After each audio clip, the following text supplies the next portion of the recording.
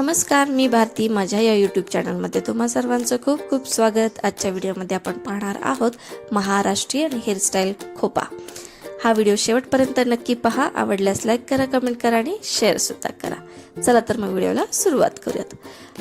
खोपा ही हेअरस्टाईल जी आहे तर ती ब्राह्मणी काष्ट्यावरती प्रामुख्याने केली जाते. पेशवाई लुक जेव्हा तुम्हाला तयार करायचा असतो तेव्हा खोपा ह्या हेअरस्टाईल शिवाय तुमचा लुक हा पूर्णपणे अपूर्ण आहे. ट्रेडिशनलच्या नावाखाली बरेचसं फॅशनेबल हेअरस्टाईल केली जाते. जेव्हा खोपा करायचा असतो, पाठीमागे खोपा बांधलेला असतो, पण पुढे कुठेतरी मेसी हेअर्स किंवा पफ वगैरे अशा प्रकारे बांधलं जातं. पण मी तुम्हाला अस्सल पारंपरिक पद्धतीने खोपा दाखवते. तर त्याच्यासाठी कंपल्सरी तुम्हाला मधून भांग पाडावाच लागतो आणि त्यानंतर घट्टसर असे केस पाठीमागे घ्यायचे. चपट वळण घ्यायचं पूर्णपणे. पाठीमागे सगळे केस घ्यायचे, ते पूर्ण एका रबर बँडमध्ये बांधायचे, म्हणजे एक पोणी बांधायची. त्यानंतर राहिलेल्या केसांची पेढ्यांची वेणी बांधायची. आता ही जी वेणी आहे ते केसांच्या आपल्या शेवटच्या शेंड्यापर्यंत गेली पाहिजे.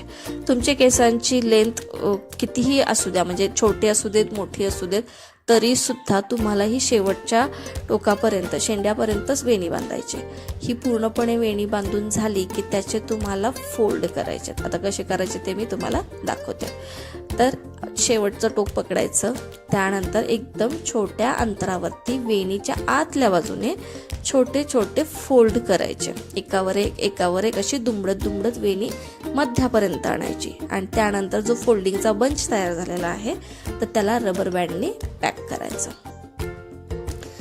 याने काय होईल, वेणी एकदम घट्टसर राहते. जी शेपटी तयार होते आपल्या वेणीची तर ती दिसत नाही, ती पूर्णपणे झाकून जाते. रबर बँडने पूर्णपणे पॅक केल्यानंतर ही जी पूर्ण वेणी राहते तर तिला एका हाताने अशी उंच पकडायची. ती आपल्या डोक्याच्या वरती गेली पाहिजे. त्यानंतर जेवढे फोल्ड तुमचे बसतील तेवढे बसून तिला पिनअप करायचं.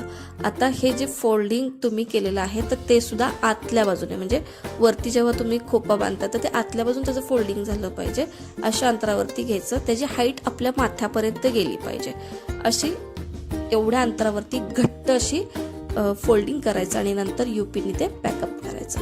त्यानंतर आता ही खोपा ही हेअरस्टाईल सजवण्यासाठी खोपा नावाचंच एक ॲक्सेसरीज असते जी ह्याच्यावरती वरच्या शेंड्यावरती लावायची, जी एकदम छान दिसते. त्याच्याशिवाय ही हेअरस्टाईल अपूर्ण आहे. तर माझ्याकडे खोपा नव्हता म्हणून मी जुगाडू खोपा लावलाय. माझी अंगठी जी आहे तिला युपिन लावली आणि ती मी खोचून दिली. तर हा झाला आपला खोपा तयार.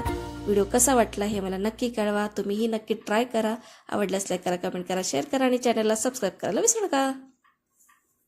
पुन्हा भेटूया तशाच एका वेगळ्या विषयासहित वेगळ्या व्हिडिओ घेऊन. तोपर्यंत बाय बाय.